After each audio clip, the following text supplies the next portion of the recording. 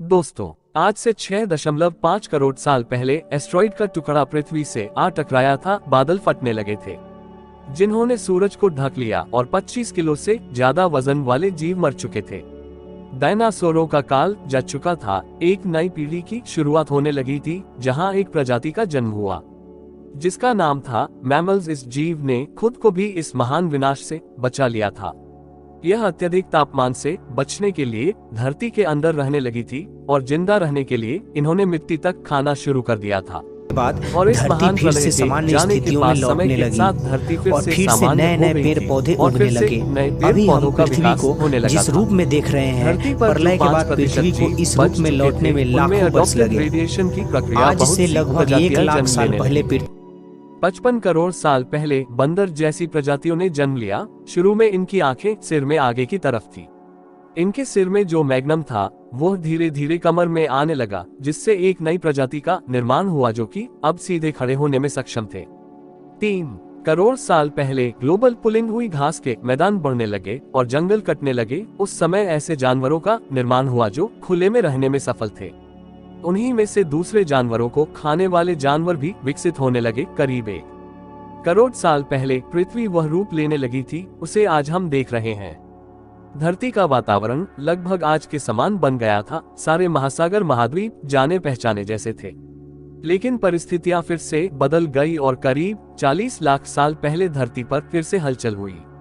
America के पूर्वी इलाकों में एक बार फिर से पर्वत श्रृंखला बनी। इस पर्वत श्रृंखला के कारण यहाँ के हरे भरे जंगल खत्म हो चुके थे और यहाँ बारिश आना बंद हो गई और यहीं से शुरू हुआ हम मनुष्य का जन्म। यही इस जंगल में रहते थे ग्रेट एप्स। इन्हीं से हम मनुष्यों का जन्म शुरू हुआ था। ये बेरुला कहलाते थे। यही हमारे पूर्वज थे। ये पेड़ों पर रहते थे और फल खाते थे और हाथों से झूलते हुए चलते थे। कभी कभी यह चलकर भी जाया करते थे। हमारी सोच के विपरीत चलने की क्षमता जमीन पर नहीं बल्कि टहनियों पर विकसित हुई। इस तरह दोनों पैरों पर चलना इंसानों की नहीं बल्कि हैप्स की खोज की और परिस्थितियों के अनुकूल बदलते रहे। खुद चिंपैंजी और गोरिल्ला में विकसित होने लगे और कुछ इंसानों के समान विकसित होने लगे। ये पूरे अफ्रीका में फैले हुए थे। बारिश बंद होने की वजह से यहाँ के जंगल सूखने लगे। जंगल सूख जाने का असर इन पर पड़ने लगा, जिसकी वजह से इनको खाने की समस्या होने लगी। जिसकी वजह से यह है पेड़ों से उतरकर अब जमीन पर अपने कदम रखने लगे। ये हमारे पूर्वज थे जिन्होंने जमीन पर मानव सभ्यता का पहला कदम रखा। इनका दिमाग एक सेब जितना बड़ा था और इनकी लंबाई लगभग 4 फीट तक थी। ये हमारे वंश के सबसे पहले सीधे चलने वाले प्राणी थे। कई सालों के विकास के बाद ये 2 पैरों पर चलने लगे। इससे ऊर्जा कम खर्च होती थी और यह चलते चलते भी खाने लगे थे। 2 पैरों पर चलने से अब ये सीधे खड़े होकर दूर दूर तक नजर रखते थे। समय के साथ इनका दिमाग विकसित होने लगा और आगे चलकर एक और प्रजाति हुई जिसका नाम था एबिकस। इन्होंने सबसे पहले पत्थर को हथियार की तरह इस्तेमाल करना शुरू किया। जैसे ही इस मामूली से पत्थर पर धारदार किनारा बनाकर हमारे पूर्वजों को हथौड़ा मिल गया। अब ये बहुत सारे काम कर सकते थे। समय के साथ अब हमारे पूर्वज समूह में रहकर अन्य जानवरों का शिकार करने लगे थे। होमो हबिलिस प्रजाति ने सबसे पहले आग की खोज की थी। ये काफी बुद्धिमान थे। यही को इनके लिए सबसे बड़ी खोज थी।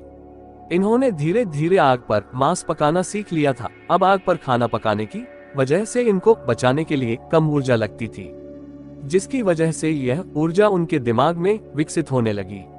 अब ज्यादा ताकत मिलने लगी। करीब 2 लाख साल पहले ये पूरी तरह इंसान के रूप में बन चुके थे। अब ले रिंगस आवाज की नली ऊपर आ चुकी थी। इसके बाद हमने बोलना शुरू कर दिया था। पहली बार कोई जानकारी एक से दूसरे इंसान तक पहुंचने लगी थी। यही वह आखिरी विकास था। इसके बाद पूरी तरह इंसानों की प्रगति बदलने लगी। करीब 1 लाख साल पहले हमारे पास हथियार होने लगे थे। हम बात कर सकते थे और हम कहीं भी आ जा सकते थे। अब हम अपने अपने घर को बड़ा करने की कोशिश में जुटे। हम इंसानों के अब दूर दूर जाने से बहुत बदलाव आने लगा। अब हम एक महाद्वीप से दूसरे महाद्वीप पर जा सकते थे। इसी वजह से हमारे पूर्वज उन चीजों से बचे रहे जो वानरों के मुकाबले दूसरे बड़े स्तनधारी हमेशा के लिए खत्म हो गए थे। आज से 50,000 साल पहले एक बड़ा तूफान नॉर्थ पोल से उड़ने उस समय इंसान चाइना और ऑस्ट्रेलिया तक पहुंच चुका था। 30,000 साल पहले इंसान यूरोप तक पहुंच गया था। उस समय बर्फ महाद्वीपों को पूरी तरह से घेरे हुए थी। इसके बाद इंसान ने उस ठंड के वातावरण में अपने आप को डाल लिया था। इसके बाद उनके सोचने समझने की शक्ति और अधिक बढ़ गई थी। इसके बाद इंसान अपनी बस्ती बसाने लगा। समय के साथ इंसान के शरीर में बदलाव होने लगा। अब इंसान ने खेती करना सीख लिया था। इससे हमारी सभ्यता और संस्कृति का जन्म हुआ। धीरे धीरे इंसान को विज्ञान और गणित का ज्ञान हुआ, जिसकी वजह से इंसान को भविष्य की तकनीक मिली। इसके इंसान बाद पूरी तरह से विकसित हो गया था। आज हम जान सकते हैं कि हम कौन हैं, क्या कर रहे हैं।